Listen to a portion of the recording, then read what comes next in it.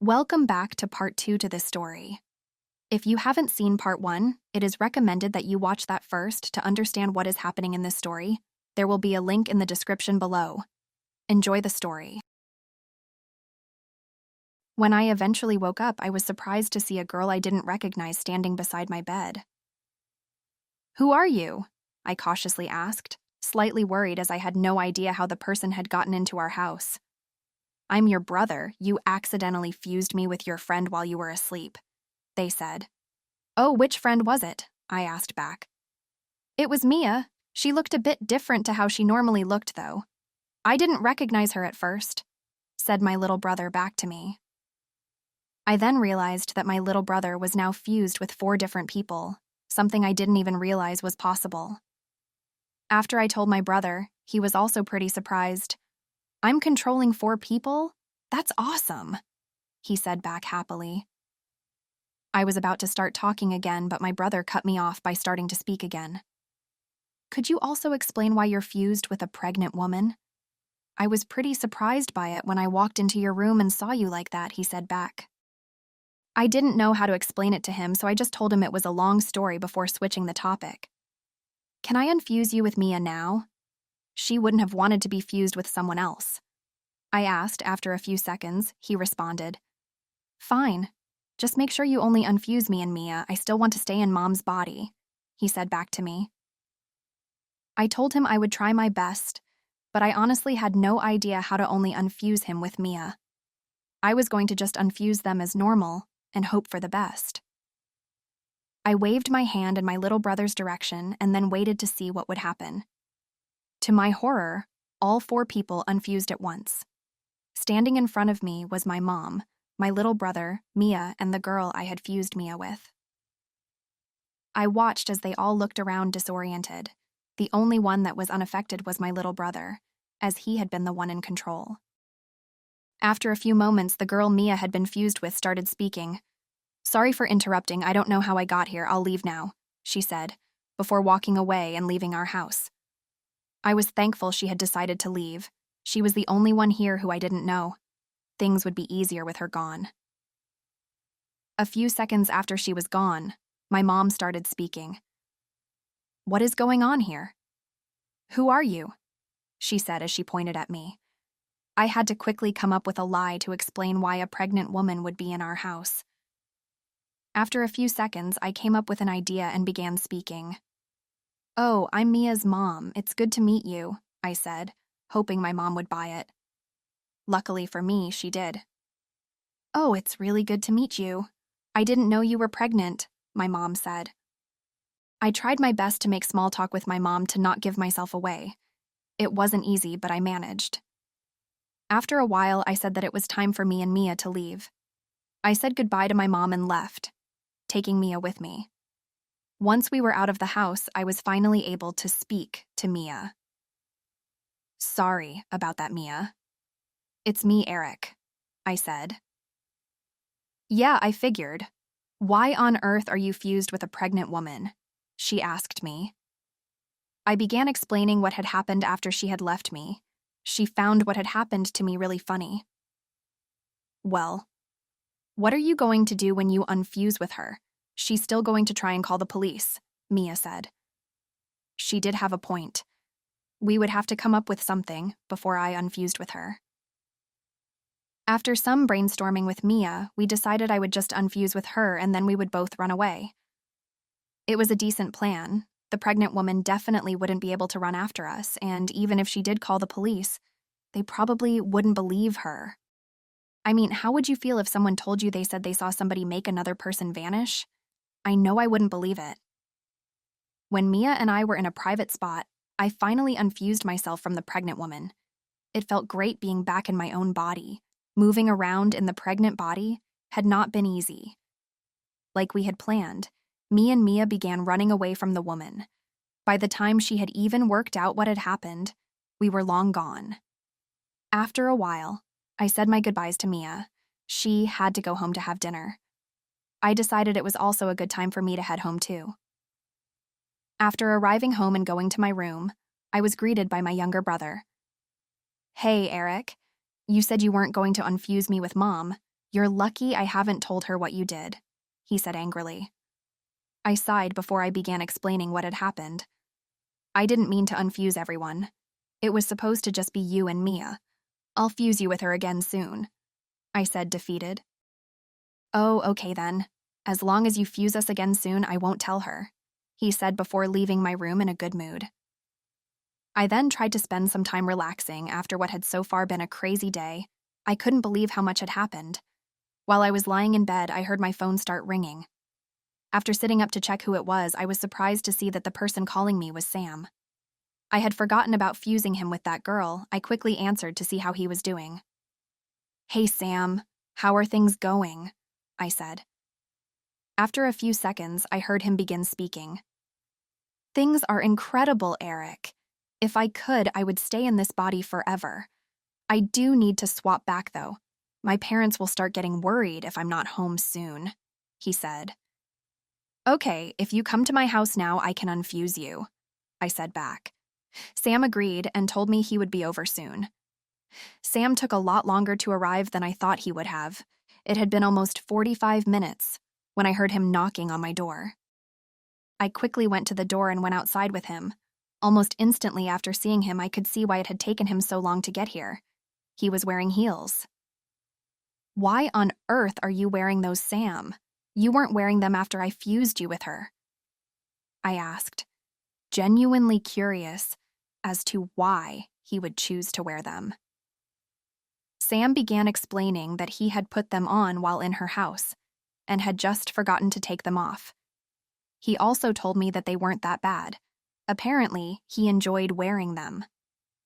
Oh, well, suit yourself. Let's unfuse you two now, I said. I then performed the same hand movement pointing towards Sam. A few seconds later, he was unfused with her. In front of me was Sam, and the girl he had been fused with. I was unsure of what to say to the girl, so I just went back into my house, leaving Sam to deal with it. I then went back up to my room, where I went back to lying in bed. Later that evening, my mom came to my little brother and I, telling us that she had to leave the country for a few days for something important. Apparently, one of my relatives had been badly injured in an accident, and my mom wanted to support them. She was going to be leaving us both alone for 3 days. During that time, we would have to look after the house ourselves. It was quite out of the blue, but I understood my mom wanting to support the relative. A few hours after she had told us she left the house heading for the airport, we now had the house to ourselves. Not long after my mom had left, my little brother came back to my room. Hey, Eric, could we find another girl that you could fuse me into? I really want to become a girl again, he said. After some thinking, I came up with my answer. If you can find a girl to fuse with and get them to come here, then the answer is yes, I said. I honestly only agreed because I didn't think my younger brother would be able to get a girl to come to our house, especially on such short notice. That didn't matter, though. He seemed happy, and it gave him something to do instead of annoying me. I spent the next few hours relaxing in my room watching a movie. It was so relaxing that I had completely forgotten about the deal I made with my brother. At least that was until he came back to my room. Eric, I did it. I got a girl to agree to come round. She will be here in 10 minutes, he said happily. What? How on earth did you manage that? I asked back. My little brother then started explaining what he had done. Apparently, he had pretended to be someone else on a dating app. He had then used it to convince a girl to come to our house. According to my brother, she was a really pretty blonde girl with an attractive body. He seemed really excited to get fused with her. All right then, when she gets here, I'll fuse her with you. This will only last until Mom gets back, though, I said to him. He was really happy with it all. I could tell that he couldn't wait. When the girl eventually arrived, my brother called me to the door so I would be ready to fuse him with her. He then opened the door, revealing the girl standing on our doorstep. I could tell the girl was confused when she saw my brother. She was clearly expecting somebody else. Before she was able to say or do anything, though, I fused her with my brother. After the fusion, my brother was over. The moon. Yes, I love this body so much. She's so pretty, he said happily. He then ran off to his bedroom, leaving me alone by the front door. I just shrugged and went back to my room. I didn't know what to make of the situation. Not long after I decided to go to bed, it was quite late and it had been an insanely tiring day. I went to bed and slowly drifted off into sleep. The next day, things started out fairly normal. I got up, had a shower, got dressed, and ate breakfast. I was only reminded of what had happened the previous day when I saw my brother walk out of his room and into the kitchen. He was still fused with the girl. I found it all pretty weird, but I tried my best to ignore him. I figured he just wanted attention. Eventually, he did return to his room, leaving me alone again. While I was in the kitchen finishing a snack I was eating, I heard a knock on our front door. I assumed it would be either Sam or Mia, so I went to answer right away. When I opened the door, though, I was shocked by who it was. It was the woman who I had bumped into a few days ago. "It's you. Why are you here?" I asked, starting to panic. "I'm here for revenge. Your clumsiness cost me a lot of money and time. That potion was supposed to be for me," she said. I had no idea what to say back. There were so many things going through my head.